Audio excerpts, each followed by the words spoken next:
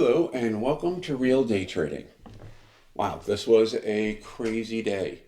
Um, Complete and total reversal on the market.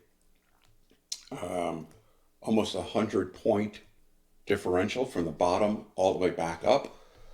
It was quite the ride. So let's get into it. All right, this was SPY today. All right, gaps down and then continues to drop.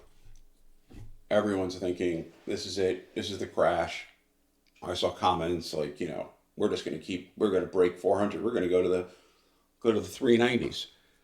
And you could see selling actually starts accelerating here. Okay. Some good reason to believe that the market is in for a world of shit. But you have tech earnings this week and the FOMC coming out. That is a level of uncertainty there that's going to keep SPY from just completely bottoming, right? Okay. So what do? What happens here? Well, I tweeted, and here's just an example of how you can play this. I saw here today, and I'll show you the tweet. SPY starts to climb, right? And you think, okay, this is a real bounce. But look here right around VWAP. It struggles. It goes above it, comes back down again. Next bar goes above it, comes down, then finishes above it here, but it's struggling. When intraday levels of resistance still matter, you are not looking at a huge institutional move.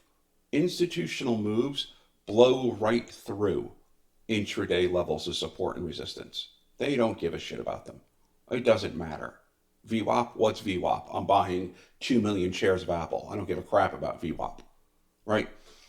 So when you see VWAP still mattering here, that tells you that it's not quite yet ready to bounce.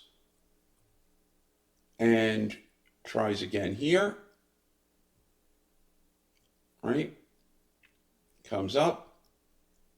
All of this here just hanging around VWAP is a very clear indication that this bounce may fade.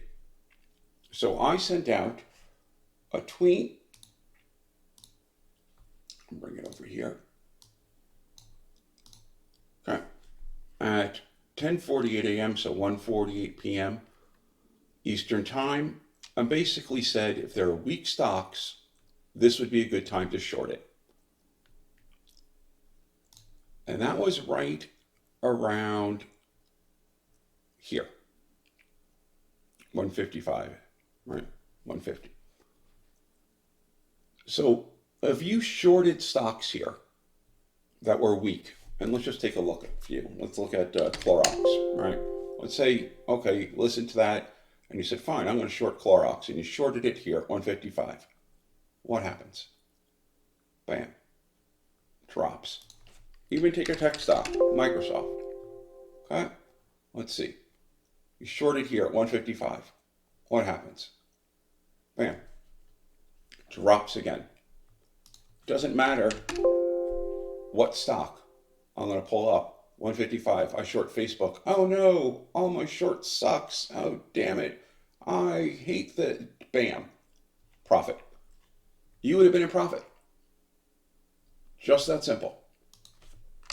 But then, after that drop here, we get a move through VWAP, and then this candle here finishes on the high, and it does not look back. We don't linger around it like we did here.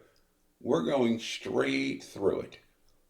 That is institutional buying right there. And you get a nice, steady, upward incline.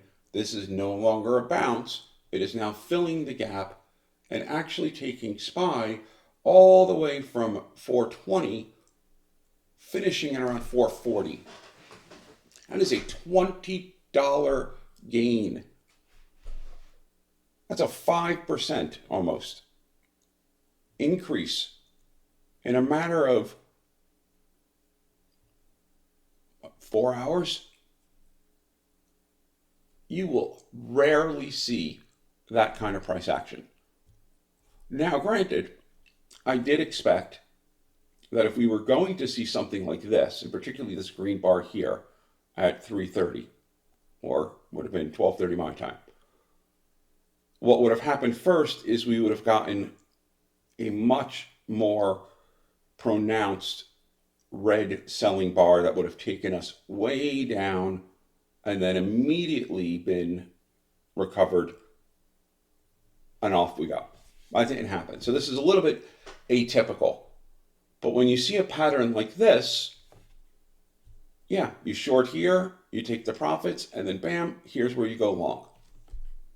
My NVDA, I was holding NVDA long, if you remember, and let's take a look here. Let's go over here to NVIDIA. IBM seems to have done well for itself. Good for you, IBM. At one point, NVIDIA is all the way down here at 208. Finishes up here at around 234. A $22 gain in the stock. Completely changes the outlook here with a bullish hammer finishing above the 200-day moving average. Now, all of a sudden, my calls on NVIDIA are looking really good. Go to a brief. I was also in this stock. Again, drops all the way down here. And at the end, green bar after green bar, the 3 crosses the 8, does not look back. Stacked one after another. Now all of a sudden, my ABBV long looks good. These are reasons why I didn't just drop those calls first thing on open. One, when they're fairly worthless, you know, if you have a call worth 90 cents and you bought it for $7, well, okay, yeah, it's $90 a contract, great. But that point, I rarely look at risk reward, by the way. And I get asked that all the time.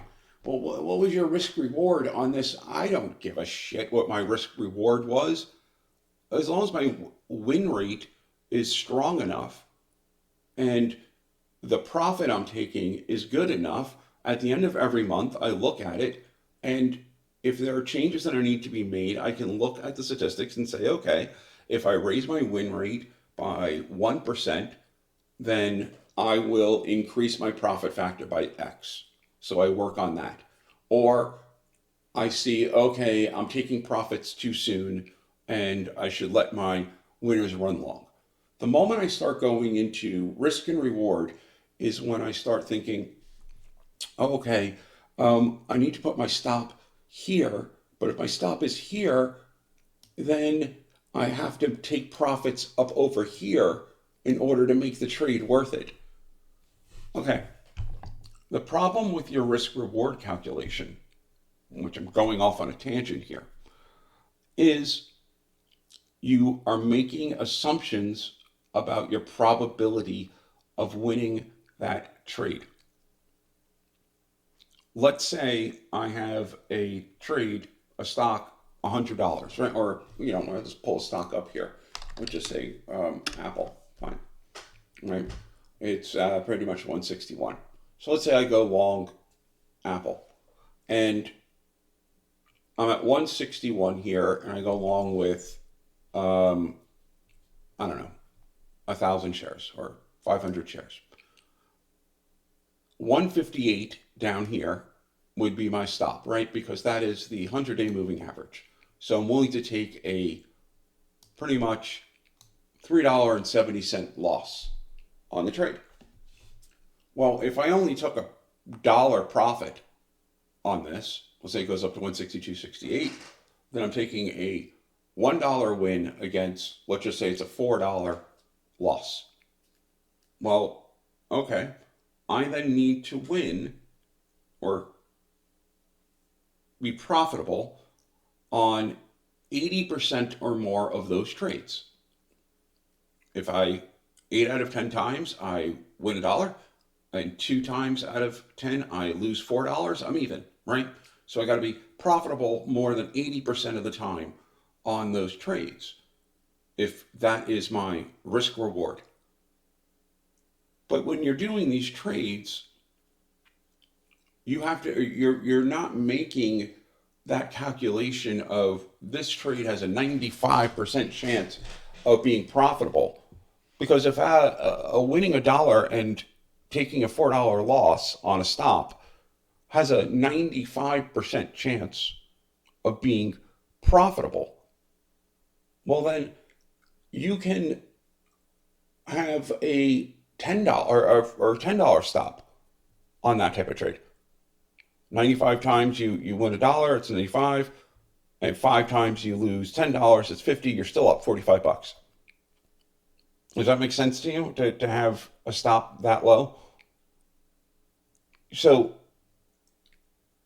going about your risk reward, you're making this assumption that whatever the needed win rate for that to be. So in the example of if I lose $4 to gain $1, I need to win the trade more than 80% of the time. Now you're making an assumption that the trade you just made fits those parameters. And at that point, you're starting to make decisions not based off of the price action, but based off of your risk reward calculation. Now I know it's a touchy subject for people. Everyone's been taught use risk reward, use risk reward.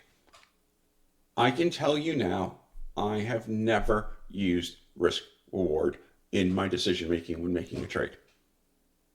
And I am a pretty damn profitable trader. Just about most, I'm not going to say every, I won't be hyperbolic about it, but most of the pro traders I know do not use R&R. They know their setups. They know the likelihood of one setup over another, and they make the trades. But okay, I got off on a tangent. Maybe I'll do a whole separate video on things like risk reward or position sizing, all of that. You know, another question I get asked, how did you know how much you should put into this trade or that trade? And oh my God, how do you people trade and not just get a huge headache with all of these things going through your head? Sometimes you can overcomplicate something. So today, NVIDIA, that works well. Let's see some other trades I made. Microsoft. Today, I did a Microsoft 270, 280 put debit spread. Microsoft, right here. 270, 280. Bring it to a single chart and onto the 5 minute. I entered that trade at, let's see here, 270, 280, I entered it at 253, somewhere around there, right? Where's that?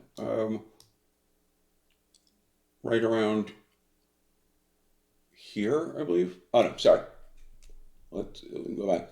I entered that trade 1146. It was a 285, 275 put debit spread. 285, 275. I entered it at 1146. So right around here, 146. You see the drop right there. Took profit.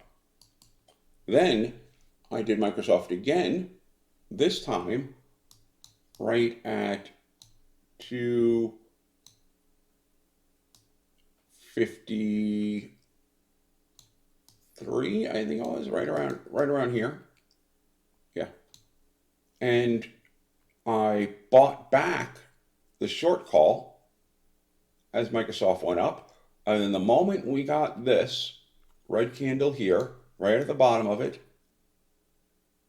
I bought back the Microsoft put.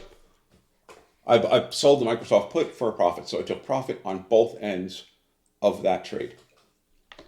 take a look at a trade PGR. I entered PGR all the way up here, right around there. I averaged down to around 920, right around 109.20, right around there. And then you see PGR decided to say, screw it, and just tanked. Now, I could have continued averaging down, but I wasn't that attached to this trade. I saw it consolidate, and now I'm just waiting for the market to bounce. It does. Up it goes. And I managed to actually scratch it right here. Could have held it and actually taken a profit. Did not hold it. That one was my mistake. I took a Macy's trade. Here we are with Macy's. I got in at, let's see, 26.70, right around there. And I took profit right around 27, right around here, 27.09. 30 cents profit on a $27 stock. Again, 1% of the stock's price. I will take it. I took, and I'm holding overnight, here, XOM. Oh, so I'm bring that over here. Back to that. XOM. XOM, one of the rare, really good daily charts. And today certainly had great relative strength, even though it dropped in the beginning, but it held its own, stabilized right here, and then up it goes. I also took Halliburton, because, you know, huge Dick Cheney fan here. And Halliburton puts in a huge engulfing bullish candle. That trade looks really good. Holding Halliburton right now. And then I also did a call debit spread on Crowd. Does not have earnings until March. Crowd is a bit of a bottom feeder down here, you can see, right? But if I zoom out, Crowd finished up here, right at its horizontal resistance line that goes all the way across. So why would I take this trade, you might ask, before Crowd breaks through? Simple. If Crowd doesn't break through, I have a very clear exit here. It's going to come up here, particularly if tomorrow opens bullish, and it's going to test this line. If it goes through, I will increase my position in this call debit spread. If it doesn't go through, it will bounce back, at which point I will buy back the short calls. Why? Because it will go for a second test of this line if it did not get through on the first one, if the market is bullish. So I have several ways to profit on this trade and a very easy exit to get out without much of a loss, because the loss is mitigated by the fact it is a call debit spread. That is why I took this particular trade. There were tons of tech trades I could take. I wanted this one because of this resistance line, because I knew it'll either break through and I increase my position, or it will bounce back and I will buy back my short calls and then ride the long calls back up to the second test. The only thing that could catch me here is if it bounces up, if it bounces down because it doesn't get through, market strong, I buy back the short calls, and then we get a market reversal and Crowd continues down and I'm just holding those long calls. That is the only thing I need to watch out for. And of course, I'm going to be watching out for it. So there is that. Let's take another look at what is going on here today. If we go to sectors and see this sector, XRT, which is Amazon, Costco, this sector was very strong today. Who is the strongest of the sector? Macy's, KSS, JWN, all of these brick and mortar retailers They were strong. Who else was strong? Let's take a look.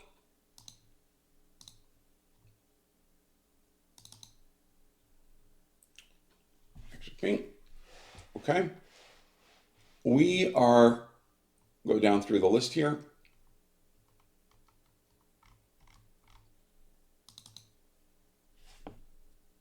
Basic materials. CDEV. CDEV is always popular. This is a good stock, by the way. If you can see here, it's cheap, but this is a nice, steady incline on CDEV, right? This is not a low float scalping type stock. This is a nice, steady incline. And what I like to sometimes I can use, which most of you will have available because it's free. Move it here so you can see it. New window. Move this over here. Okay, and let's just type in CDEV like this. Okay. 281 million shares. This is not a low float stock. It's got a decent amount of shorts behind it. It just got an upgrade on Friday. This is an excellent site, by the way, FinViz, which even if you're not paying for it, you will get a ton of information. And of course, who doesn't like to read all of the brilliant insights from StockTwits that just, illuminate every possible trade? These really are special kind of people. Okay. Let's go back here and go back down there. So tomorrow, what you need to look for is, here's the daily chart on SPY. We had a bullish hammer here today. We put in the 200, 100, and 50. 441.97 is the 200-day moving average. That is going to be your benchmark tomorrow.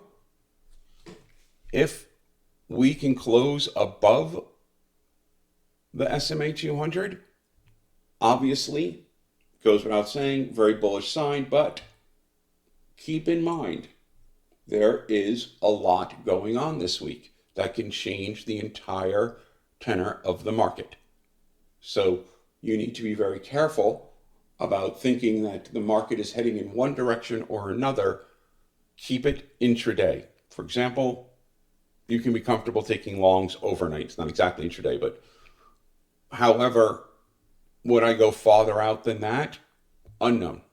We'll have to wait and see. Again, IBM earnings certainly did well for the stock, even though the earnings didn't seem to blow things out of water. I suspect the guidance did, and you can see the stock here jumped $7 after hours. So that is also a very good sign,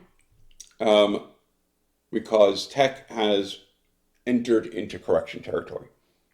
So there we have it. There is a little bit of recap on today's craziness. I hope you were able to profit some. If you did not make money today and you're seeing person after person saying, oh my God, I made this, I made that, I made this, and you just want to tell them to shut the fuck up because you're looking at your account and it's red and it's red again.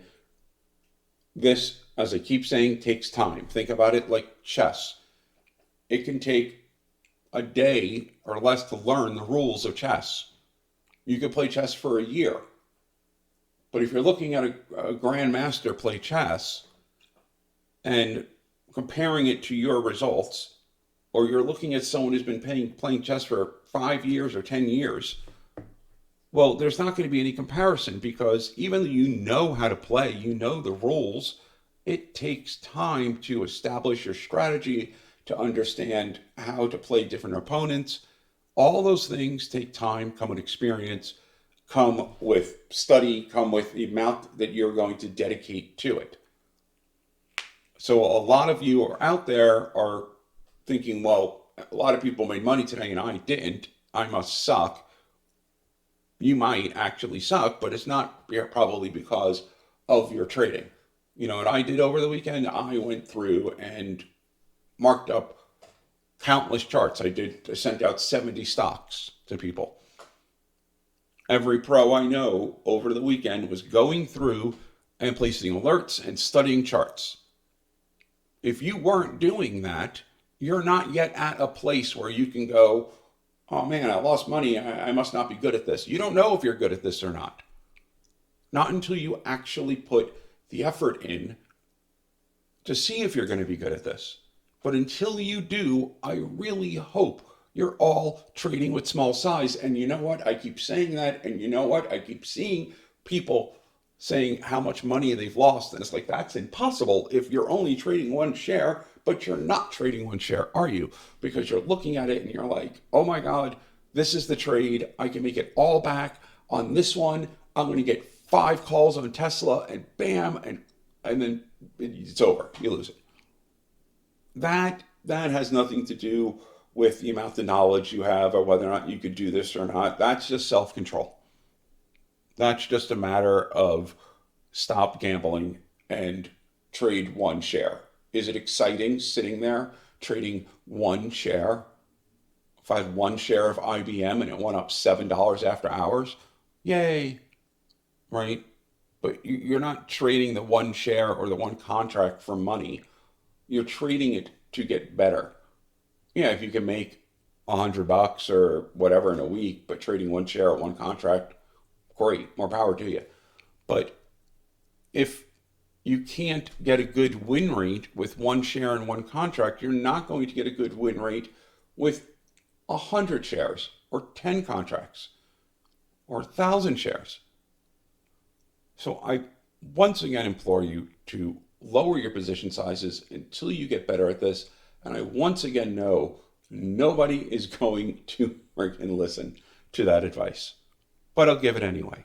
And of course, the best piece of advice I'm going to give you, and I hope you all know what is coming, you all need to read the damn Wiki. Look at it. Everything. Getting started. Trading, fact versus fiction. Trading 101. Becoming consistently profitable. Mindset. Strategies. Analysis. A whole bunch of other pro traders. Community information. Trading challenges.